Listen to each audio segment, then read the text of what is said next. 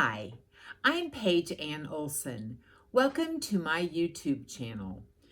I have signed up this year for Riley Blake's Door Banner of the Month. So I get a box, pretty box like this, every month. The first one is finished and it's hanging outside of my door. And this is my second one called May in Bloom.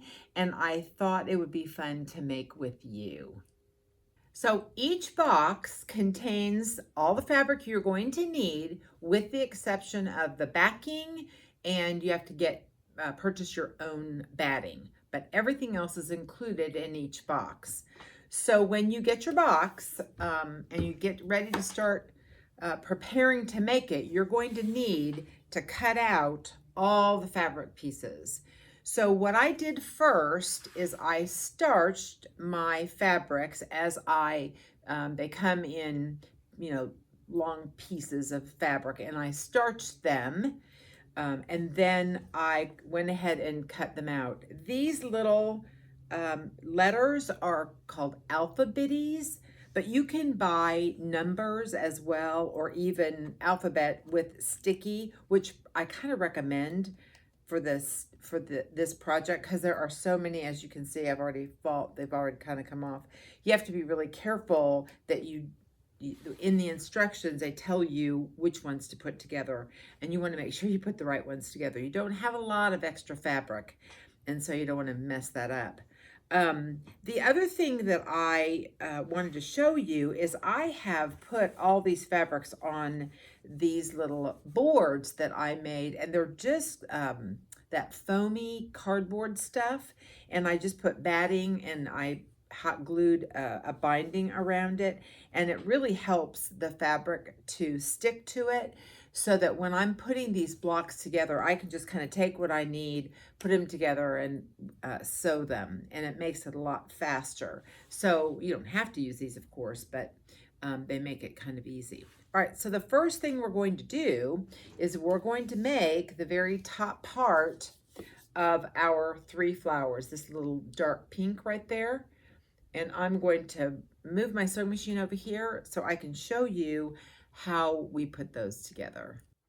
So each of the petals for the top part of our flower have a left side, a middle, and a right side. So we're going to do the left side first. And on all of the backs of our white squares, we're going to take with our heat soluble pen, I've already done this, and we're going to mark corner to corner, and you're going to orient the piece of fabric, the white right sides together, white on top of the red, and you're going to sew from this left corner to the right top corner, and that's going to be our sewing line. And so that's the first thing I'm going to do, and I'm going to bring this to the machine and show you how I do it. However, I won't sew all of this in front of you because I think that might be kind of boring. I don't know. I don't mind watching other people sew, but some people may think this is boring. So anyway, I have got my stitch length set at a 1.8. Oh, I messed that up. Because I like piecing with a little bit of a smaller stitch length, it doesn't come apart quite as easily, yet it's still large enough that you can trim, or you can tear it out pretty easily if you need to. At least I can do that. I have lots of experience ripping things out. Okay, so we're going to come back down here so you can kind of see what I'm doing. And this is our first piece right here. So now we're going to take our little square that I've already gone ahead and marked from corner to corner, and we're going to orient this from the top left corner to the bottom right corner, and we're going to take this to the machine. I'm going to basically, those are going to be butted together, and I'm going to do a line right down here, and I'll come back and show you what that's going to look like. So this is what it looks like so far. So I'm going to take this to the iron, and I'm going to trim off trim about 1/4 of an inch from the sewn seam line, and then I'm going to press my seams open just because this won't be washed, and so I'm not going to stitch in the ditch either. So I'll come back and show you what a completed left corner of our tulip or our flower is going to look like. So here is our finished 3 of our left side of our little top of our tulip. And this is what the back is going to look like. Now you can press to the white if you want to, but when I'm doing stuff like this, I just press my seams open. So my left corner is done. My left hand side of the top of the flower is done, and I'm getting ready to make the far right hand side, and we're basically going to do the exact opposite. So instead of having the big square on the left, we're going to put the big square on the right and the little square on the left, but we're going to do exactly the same thing. We're just reversing the order. So I'm going to go ahead and do that. Let me show you, just so you know what I'm talking about. I'm going to go ahead and draw my line to, or my corner to corner, just like I did with the last one, although my pen isn't working. So there it is. Sometimes these just take a little bit of messing with for them to work. I don't know if it's got a... So this time we're going to put the big white part on the right hand side, and then I'm going to mark the little square corner to corner. You can probably, if you're really good at this, you could probably eyeball it. I'm a little bit more comfortable having it marked. You could also put pins in it, which I don't do. Oops, see, now I would have oriented that incorrectly. That is not how you want to orient it. You want to turn this like that, and you're just going to butt them together just like I did in the last one. Hopefully you can see that. And that's going to create of the 3 units, that's going to be the right hands. That's going to be the right hand side. Left, I haven't done the middle yet, and then I'm working on the right hand side. So I'll go ahead and go to the sewing machine and put that together and show you what that's going to look like. All right, so I have the right hand part of the top of my tulip done.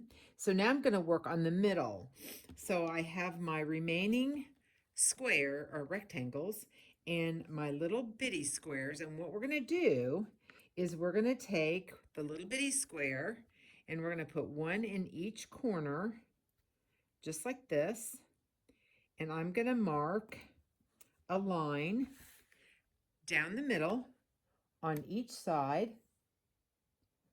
Oops. Oh, my pen's not working again, but anyway, I can see the mark. You probably cannot. And I'm going to take this to the sewing machine, and then that will be the center part of our little top of our flower. Now it's working again. I don't know what my problem is with this pen. I may have to switch pens or get new refill. Okay, so that's what it's going to look like. And I'm going to make 3 of these, one to go in the middle, and then we'll put each unit together. But I'll show you what this is going to look like when I get that done. So I have all 3 of them together. Here is our centerpiece, and I did exactly the same thing. I pressed my seams open, and now the only thing we have left to do, we have 3 sets here, is sew this one with this one with this one, then do the same thing here and the same thing here, and that is the top of our flower. So I'm going to go ahead and take this to the machine, do that, and I'll be right back. So just like we made a left, right, and a center for the top of the flower, we're going to do the same thing for the flower bud. I'm not really sure the second part of the flower. So this is going to be our left-hand side of the flower, and really we're going to basically do the same thing. I'm going to draw a line down the middle. I'm sorry, we're going to draw a line corner to corner. It's a diagonal line. I said that earlier, and I mean a diagonal line like this. And then you're going to do the same thing with the white square. This is And we're going to actually draw from corner to corner again. And the orientation is going to be, for both of them, the left top corner to the right bottom corner. And so we're going to sew along that red line, and then I'm going to press it with seams open, or press it, trim it, seams open, and then we'll do the right hand side and we'll do the center, and then that part of the flower will be done.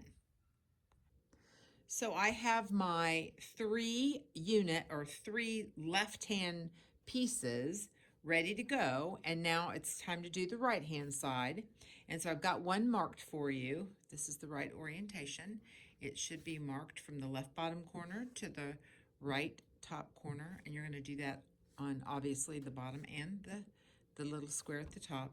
And we're going to do all 3 units just like we did this, and I'll show you what that's going to look like, and then we'll do the center, and then the flower will basically be done.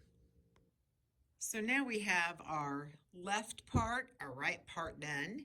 And just so you know, just like I did the other one, I just wanted you to show you how I press it open. And then this is going to be our center. So what we're going to do, I've already marked all of this. Oops, I have that wrong. The orientation is going to be really important, so pay attention to that.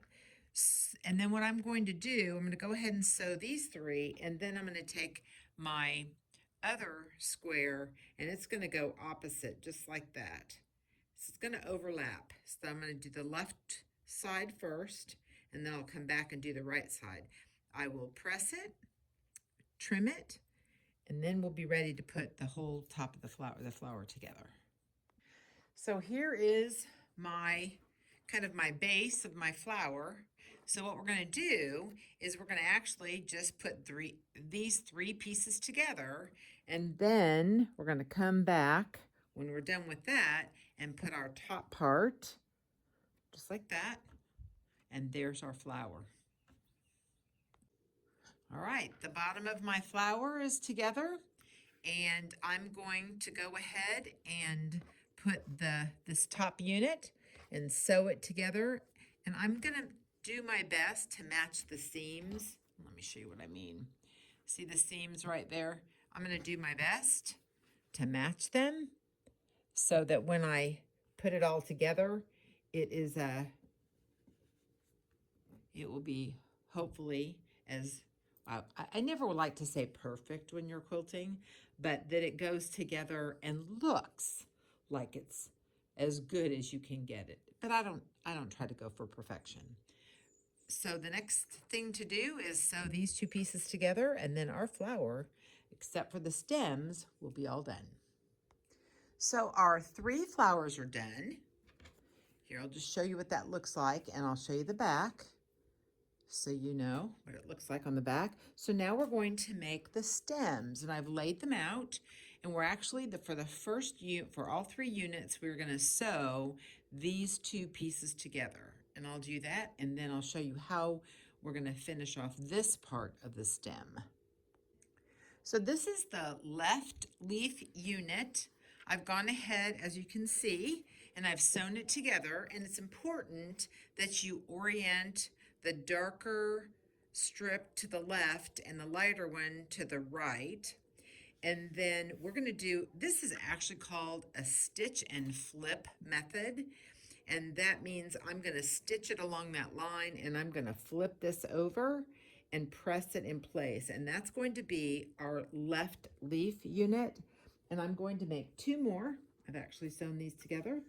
And I'm going to make 2 more of the left. So we're going to have we're going to have 3 left units. And then I'll come back and show you how to do the right unit. So this is what the left stem should look like, just like this. As you can see, I've trimmed it, but I haven't pressed it yet. But I wanted to show you, this is the stitch and flip. So you stitch it and flip it, and that's going to be part of your stem. And this is the way it should look when you get that done. Now you're going to make 3 of these. And when I'm ready, when I finish this, I'll show you what it's going to look like completed. So these are the finished left side of our stem, and I'm getting ready to put the right stem together, and notice that the light green is on the left and the dark green's on the right, and that's how we're going to sew all 3 units together. We're basically, what we did with the left hand side, we're going to do with the right hand side, only it's going to be reverse. So here is the right side or right stem, and notice that this little square and this rectangle are opposite from the one we did on the left side. So I'm going to sew all 3 of these together, and we'll get ready to start on the middle part of the stem. So now this is a section of the stem that's actually where the stem kind of curls, and we have made 3 left stem units, and these are 3 right stem units. Notice the only difference is the direction that we're going to actually sew the little green piece on to the background. So I'm going to do that and come back and show you what's next. So here are our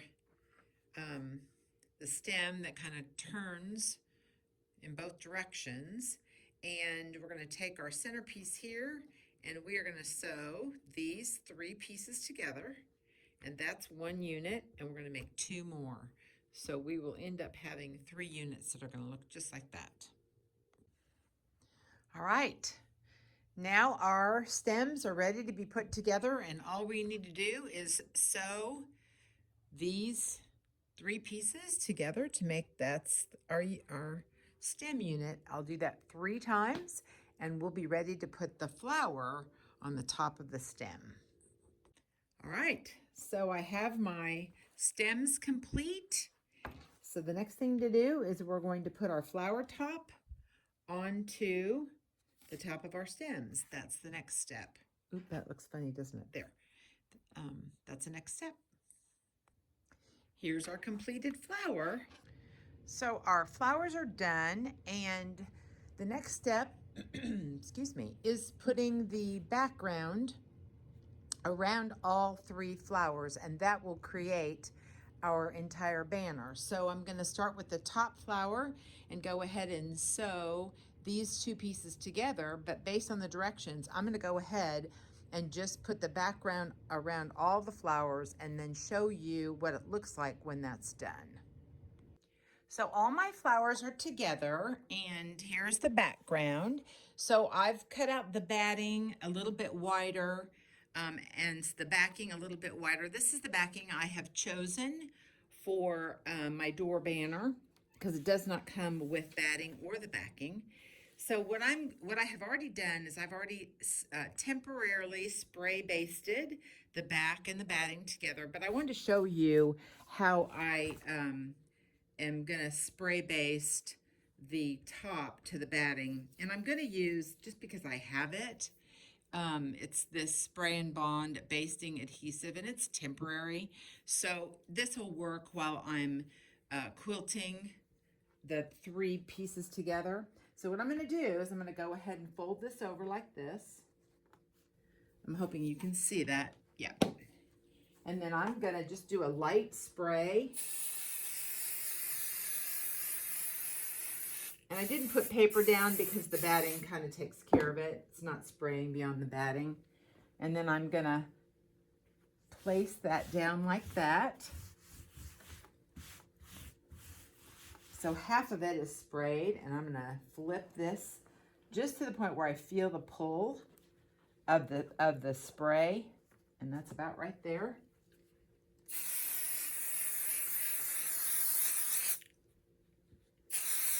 Even though this is temporary, it is sticky, and you will get if you touch it too much, your hands will get kind of sticky.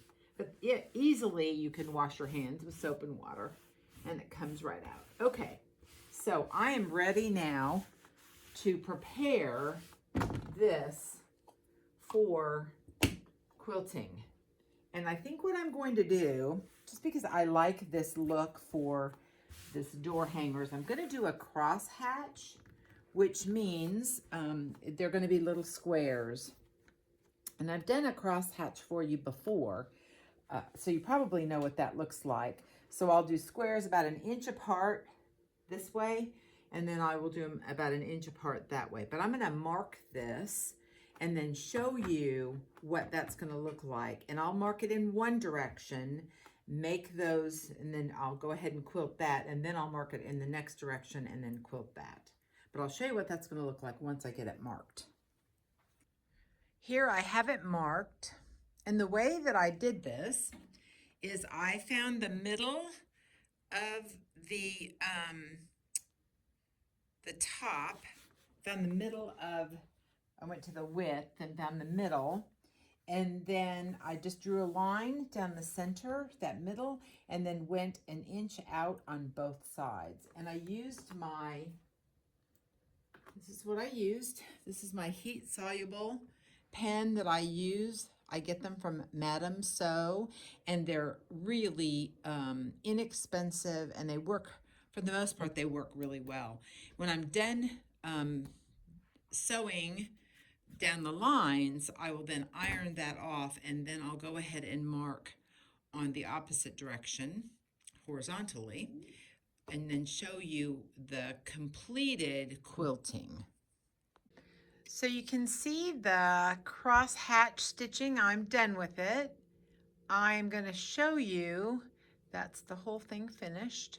So the next thing we're going to do is trim off the batting and the back, and I'm gonna straighten it up, make sure the edges are all straight. So that's the next thing we're gonna do. That'll get us ready to put the hanger on the back and the binding on, and then our little door hanger will be done.